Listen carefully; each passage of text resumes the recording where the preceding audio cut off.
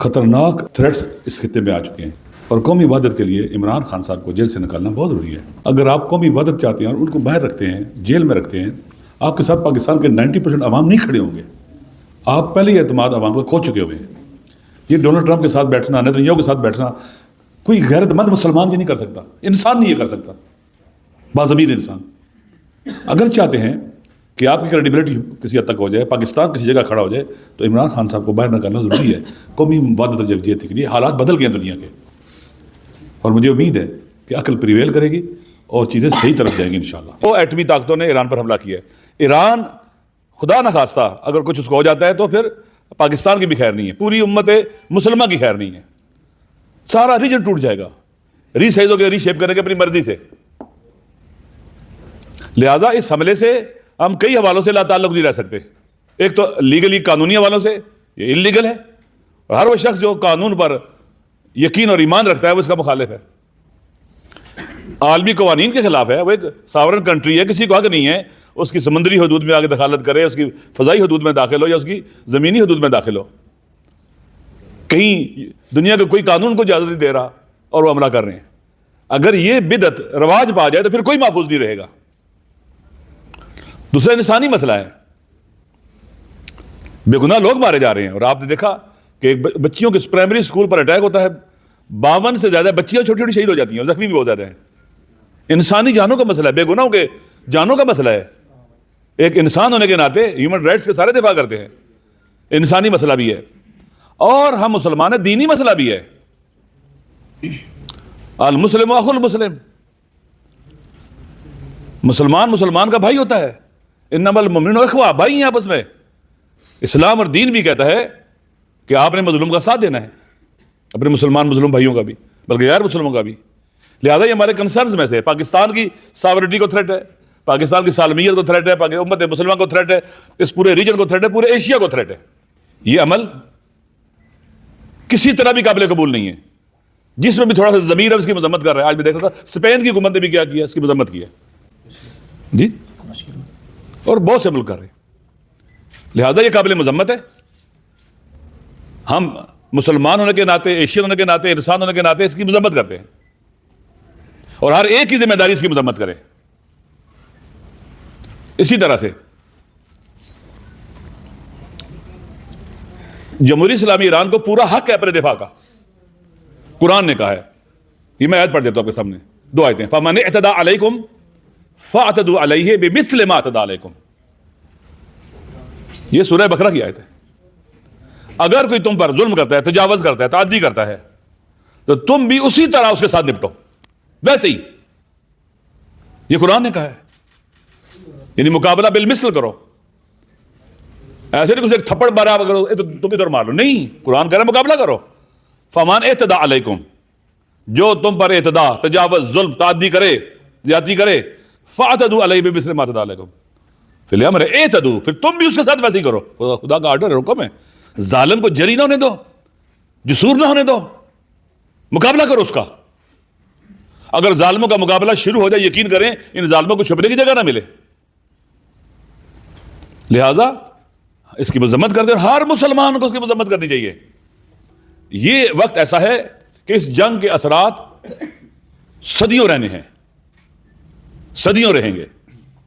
اس جنگ کے نتیجے میں جو بھی ہو، دنیا اور اس خطے کی شکل و صورت بدل جائے گی۔ اس لیے پاکستان کو اپنا حسن آرڈر کرنا چاہیے۔ حساس دور ہے یہ، افغانستان کے ساتھ فوری جنگ بند کرنی چاہیے ان کو، پاکستان کا حسن آرڈر کرنا چاہیے، یکجہتی کو پیدا کرنا چاہیے، آپس میں اکٹھے ہونا چاہیے، ڈائلاگ ہونا چاہیے، آپس میں بیٹھے اور ملک کو صحیح شکل میں لے کے آ جائیں، یونٹی کی طرف لے کے جائیں۔ یہ ضروری ہے کہ ہم پاکستان کا حسن آرڈر کریں، ساری سیاسی پارٹیاں جمع ہو جائیں۔ یہ فاصلہ بہت خطرناک ہے۔ کچھ باتیں میں چھوڑتا ہوں اپنے دوستوں کے لیے کرنے کے لیے۔ ہر وہ چیز جو قومی وحدت میں رکاوٹ ہے اس کو ختم کر دینا چاہیے، ہٹا دینا چاہیے، انا، غرور، تکبر کے خول سے باہر آ جانا چاہیے۔ یہ بہت بڑا تھریٹ اور خطرہ ہے، یہ چھوٹی جنگ نہیں ہے، بہت بڑی جنگ ہے۔ 2 ایٹمی ملکوں نے ایک مسلمان اسلامی ملک پر حملہ کیا ہے جو یہ کہتا ہے کہ میں ایٹم بم نہیں بنا رہا، حرام ہے بنانا، اگر ہم بنانا چاہتے تو بنا سکتے تھے، نہیں بنایا ہم نے، کیونکہ وہ پسند نہیں کرتے کوئی ملک جو ہے اس کی خارجہ پالیسی آزاد ہو، داخلہ پالیسی آزاد ہو، غلام نہ ہو۔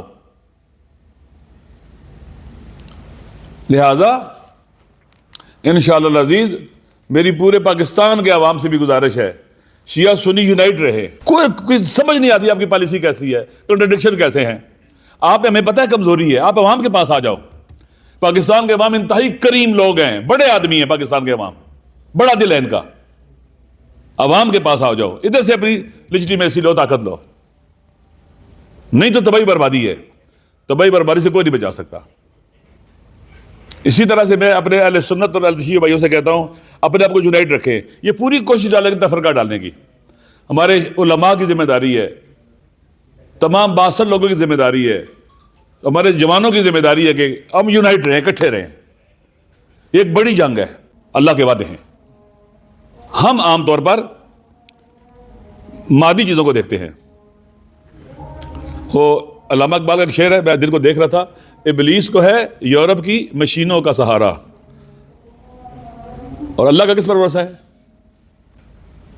خدا کا بھروسہ مومن کے اوپر ہے۔ یورپ کو ہے، ابلیس کو ہے یورپ کی مشینوں کا سہارا، خدا کو بھروسہ ہے مومنوں کے ایمان کے اوپر، توکل کے اوپر۔ جو بڑی طاقت ہے وہ ایمان ہے، دوسرا اللہ پر توکل ہے، قرآن کہتا ہے یہ۔ تیسرا رزسٹنس اور مقاومت پر بھی ایمان ہے۔ چوتھا جذبہ شہادت ہے، خدا نے قرآن مجید میں اس کو کہا ہے وَمَن يَتَوَكَّلْ عَلَى اللَّهِ فَهُوَ حَسْبُهُ، جو اللہ پر توکل کرتا ہے، اپنے آپ کو اللہ کے حوالے کر دیتا ہے، اللہ اس کے لیے کافی ہے۔ خدا پر بھروسہ کافی ہے، کسی کی ضرورت نہیں ہے۔ وہی صبر اور مقاومت، خدا خود کہتا ہے قرآن مجید میں وَإِن يَكُن مِّنكُمْ 20 صَابِرُونَ يَغْلِبُوا 200، اگر تم 20 صابر ہو 200 پر غالب آ جاؤ گے۔ صبر طاقت ہے، لہٰذا انشاءاللہ اس کو شکست ہونی ہے، ہم نے یونائٹ رہنا ہے۔ بالآخر یہ ایک بہت بڑی جنگ ہے، ایک تاریخی مرحلہ ہے ہماری زندگی میں، بہت حساس مرحلہ ہے، ہمیں اس سے لا تعلق نہیں رہنا۔ انشاءاللہ بعد والے دنوں میں آپ سے بات چیت کرتے ہیں۔ تحریک تحفظ یعنی پاکستان کے پلیٹ فارم سے یہ مطالبہ کرتے ہیں کہ اس وقت ملک کو جس قومی یکجہتی کی ضرورت ہے، اور اس قومی یکجہتی کی سب سے بڑی علامت جس کو پاکستان کی عوام کی نمائندہ اکثریت جس کو اپنا لیڈر مانتی ہے، عمران خان، جو اس وقت جیل میں، ان کے فل فور پیرول پہ رہا کیا جائے، تو ہم آپ کے ضمیر کو جھنجھوڑنے کے لیے یہاں اسلام آباد پریس کلب میں بیٹھے ہیں۔ ہم آپ سے مطالبہ کرتے ہیں کہ عمران خان کو فوری طور پر رہا کیا جائے، اور سارے جو سیاسی قیادت ہے ان کی ایک میٹنگ ہو۔ اس طرح مصطفیٰ بھائی نے کہا ابھی 2 مارچ کو پارلیمنٹ کا مشترکہ سیشن ہے، پریزیڈنٹ نے خطاب کرنا۔ میرے خیال میں پریزیڈنٹ کے خطاب کی اتنی کوئی ضرورت نہیں ہے اس وقت، جتنے ان مسائل کو ایڈریس کرنا ضروری ہے۔ اس پارلیمنٹ اس کو جو ہے نا وہ مؤخر کرے، اس کے اوپر ساری سیاسی قیادت، وہ پارلیمنٹ سے باہر ہو اندر ہو جتنی بھی ہو، وہ سارے اس کے سر جوڑ کر بیٹھے اور ایک قومی وحدت اور قومی یکجہتی کا ایسا فارمولہ نکالے۔ دیکھیں آئین پاکستان، جو تحریک تحفظ یعنی پاکستان ہے، کس لیے بنی تھی کہ ہم آئین کا تحفظ کریں گے، اور آئین یہی کہتا ہے کہ یہ جو بھی وہ ہوگا وہ ریپرزینٹ کرے گا the will of the people of Pakistan.